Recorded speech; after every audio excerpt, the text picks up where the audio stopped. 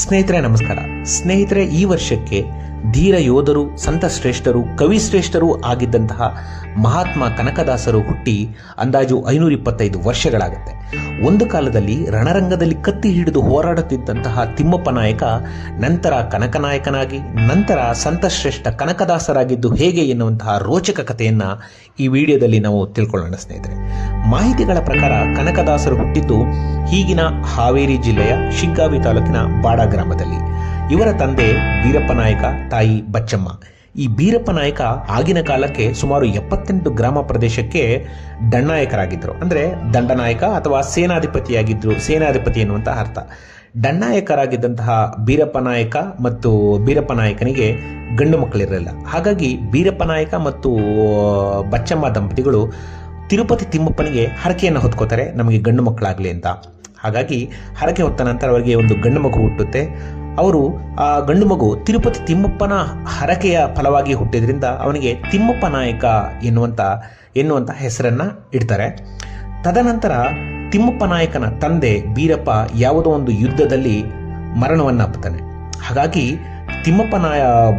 ಬೀರಪ್ಪ ನಾಯಕನ ಮಗನಾದ ತಿಮ್ಮಪ್ಪ ನಾಯಕನಿಗೆ ಅತ್ಯಂತ ಚಿಕ್ಕ ವಯಸ್ಸಿನಲ್ಲಿಯೇ ಅವರ ತಂದೆಯ ಪದವಿಯಾದ ದಂಡನಾಯಕ ಪದವಿ ಒಲಿದು ಬರುತ್ತೆ.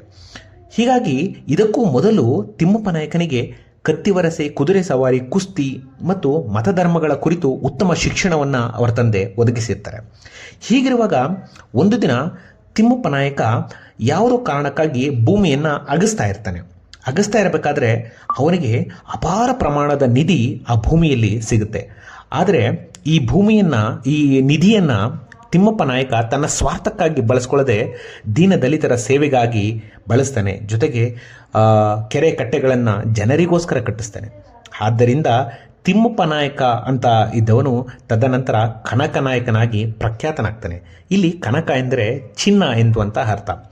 ಈಗ ನಾವು ಮುಂದಿನ ಹಂತಕ್ಕೆ ಬಂದರೆ, ಕನಕದಾಸರಿಗೆ ಮದುವೆ ಆಗಿತ್ತಾ ಅಂತ ನೋಡೋದಾದರೆ, ಕನಕದಾಸರಿಗೆ ಅವರೇ ಒಂದು ಕೃತಿಯಲ್ಲಿ ಹೇಳುವಂತೆ ವಿವಾಹವಾಗಿ ಮಗುವು ಕೂಡ ಇತ್ತು ಅಂತ ಗೋಚರಿಸುತ್ತೆ. ಅದಕ್ಕೆ ಕನಕದಾಸರ ಹರಿಭಕ್ತಿ ಸಾರದ ಒಂದು ಪದ್ಯ ಆಧಾರವನ್ನು ನೀಡುತ್ತೆ. ಆ ಪದ್ಯ ಏನಪ್ಪ ಹೇಳುತ್ತೆ ಅಂತ ಅಂದರೆ, ಒಡೆಯ ನೀನೆಂದರಿತು ನಾನಿನ್ನಡಿಯ ಭಜಿಸದೆ ದುರುಳನಾದೆನು, ಮಡದಿ ಮಕ್ಕಳ ಮೋಹದಲ್ಲಿ ಮನ ಸಿಲುಕು ತಡಿಗಡಿಗೆ, ಮಡದಿಯಾರಿ ಮಕ್ಕಳ್ಯಾರಿ ಒಡಲಿನೊಡೆಯನು ನೀನು, ಕೈ ಬಿಡಿದು ಮುದದಲ್ಲಿ ಬಿಡದೆ ರಕ್ಷಿಸು ನಮ್ಮ ನನವರತ. ಇಲ್ಲಿ ಕನಕದಾಸರೇ ಹೇಳುವಂತೆ ನನ್ನ ಒಡೆಯ ಭಗವಂತನನ್ನು ಭಜಿಸದೆ ಮಡದಿ ಮಕ್ಕಳ ಮೋಹದಿ ದುರುಳನಾದೆ ಅಂತ ಅವರೇ ಹೇಳ್ತಾರೆ. ನಂತರ ಹೀಗಿರುವಾಗ ಕನಕನಾಯಕ ಯಾವುದೋ ಒಂದು ಯುದ್ಧದಲ್ಲಿ ತೀವ್ರವಾಗಿ ಗಾಯಗೊಂಡು ರಕ್ತದ ಮಡುವಿನಲ್ಲಿ ಬಿದ್ದಿರ್ತಾನೆ.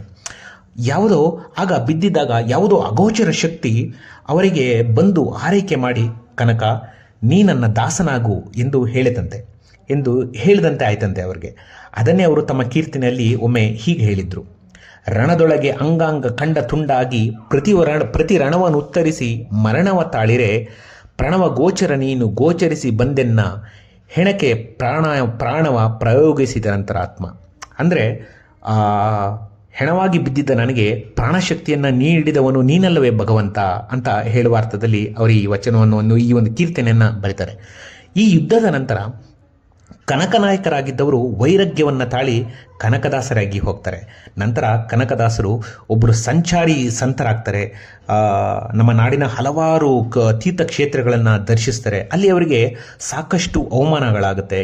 ಅದರಲ್ಲಿ ಉಡುಪಿಯ ಘಟನೆ ತುಂಬ ಪ್ರಖ್ಯಾತವಾದದ್ದು. ಉಡುಪಿಯಲ್ಲಿ ಅವರಿಗೆ ದೇವಸ್ಥಾನಕ್ಕೆ ಪ್ರವೇಶ ಕೊಡೋದಿಲ್ಲ. ಹಾಗಾಗಿ ತಮ್ಮ ಭಕ್ತಿಯಿಂದ ಶ್ರೀಕೃಷ್ಣನನ್ನು ಅವರೆಡೆಗೆ ತಿರುಗುವಂತೆ ಮಾಡುವಂಥದ್ದು ನಮಗೆ ತಿಳಿದಿರುವಂಥ ಘಟನೆ. ನಂತರ ಅವರು ಹೋದಲ್ಲೆಲ್ಲ ಈ ರೀತಿಯಾಗಿ ಸಮಾಜದಲ್ಲಿ ಓರೆಕೋರೆಗಳನ್ನು ಗಮನಿಸ್ತಾ ಇರ್ತಾರೆ.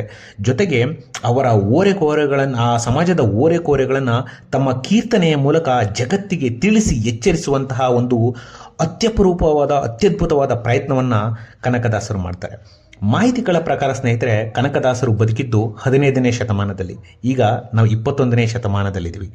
ಜೊತೆಗೆ ನಿರಂತರವಾಗಿ ಕನಕದಾಸರ ಜಯಂತಿನೂ ಕೂಡ ಆಚರಿಸ್ತಾ ಇದ್ವಿ. ಆದರೆ ನಮ್ಮಲ್ಲಿ ಇನ್ನೂ ಜಾತಿ ಧರ್ಮಗಳ ನಡುವಿನ ಬಡಿದಾಟ ಇನ್ನೂ ನಿಂತಿಲ್ಲವೆನ್ನುವುದು ನಿಜಕ್ಕೂ ದುರಂತ ಸ್ನೇಹಿತರೆ. ಇಂದು ನಮ್ಮ ಜಗತ್ತಿನ ಪರಿಸ್ಥಿತಿ ಒಟ್ಟಾರೆ ಹೇಳಬೇಕಂದ್ರೆ ಏನಾಗಿದೆ ಅಂತಂದರೆ, ಒಂದು ಧರ್ಮದವರು ನಮ್ಮ ಧರ್ಮವನ್ನು ಪಾಲಿಸದೇ ಇದ್ದವರು ಜಗತ್ತಿನಲ್ಲಿ ಬದುಕಿರಲೇಬಾರದು ಅಂತ ಬಾಂಬ್ ಹಾಕ್ತಾರೆ. ಇನ್ನೊಂದು ಧರ್ಮದವರು ಜಗತ್ತಿನಲ್ಲಿ ಇರೋರೆಲ್ಲ ನಮ್ಮ ಧರ್ಮಕ್ಕೆ ಪರಿವರ್ತನೆ ಆಗಬೇಕೆಂದು ಬಯಸ್ತಾರೆ. ಇನ್ನು ಉಳಿದ ಧರ್ಮದಲ್ಲಿ ನನ್ನ ಜಾತಿ ಮೇಲೆ ನಿನ್ನ ಜಾತಿ ಕೆಳಗೆ ಅಂತ ಬಡಿದಾಡಿ ಸಾಯ್ತಾರೆ.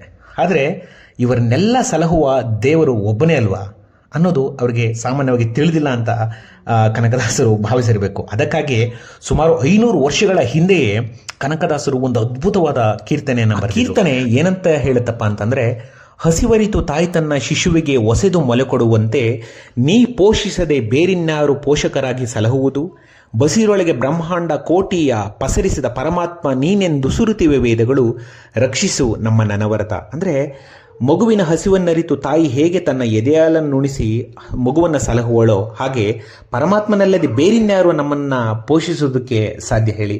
ಹಾಗೆ ಪರಮಾತ್ಮನ ಬಸಿರಲ್ಲಿಯೇ ಪರಮಾತ್ಮನ ಒಳಗಡೆ ಇಡೀ ಜೀವಕೋಟಿಗಳು ಹರಡಿರುವುದು ಎಂದು ವೇದಗಳು ಉಸುರುತ್ತವೆ, ಅಂದರೆ ಹೇಳ್ತಾ ಇರುವೆ. ಹಾಗಾಗಿ ಭಗವಂತ ನೀನೇ ನಮ್ಮನ್ನು ಅನವರತ ಅಂದರೆ ಯಾವಾಗಲೂ ರಕ್ಷಿಸಬೇಕು ಅಂತ ಕನಕದಾಸರು ಹೇಳ್ತಾರೆ.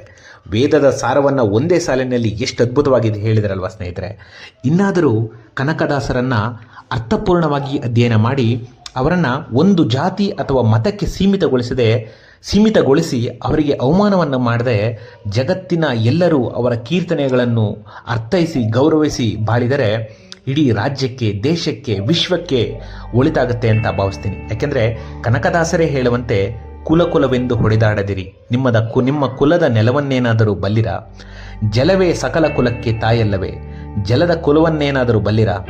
ಈ 2 ಸಾಲುಗಳನ್ನು ಅರ್ಥರೆ ನಾವಿಡೀ ಜಾತಿ ಧರ್ಮದ ಸಂಕೋಲಗಳಿಂದ ಹೊರಬರ್ಬೋದು ಅಂತ ಭಾವಿಸ್ತಾ ನನ್ನ ಈ ಕನಕದಾಸರ ಪರಿಚಯವನ್ನು ಮಾಡುವಂತಹ ಪುಟ್ಟ ವಿಡಿಯೋಗೆ ವಿರಾಮವನ್ನು ಹಾಡ್ತೀನಿ ಸ್ನೇಹಿತರೆ. ಇಷ್ಟವಾದರೆ ಇತರರಿಗೂ ಹಂಚಿ ಅಂತ ಹೇಳ್ತಾ ನನ್ನ ಈ ಮಾತುಗಳಿಗೆ ವಿರಾಮವನ್ನು ಹಾಡ್ತೀನಿ. ಜೈ ಹಿಂದ್, ಜೈ ಕರ್ನಾಟಕ ಮಾತೆ, ಜೈ ಕನಕದಾಸ.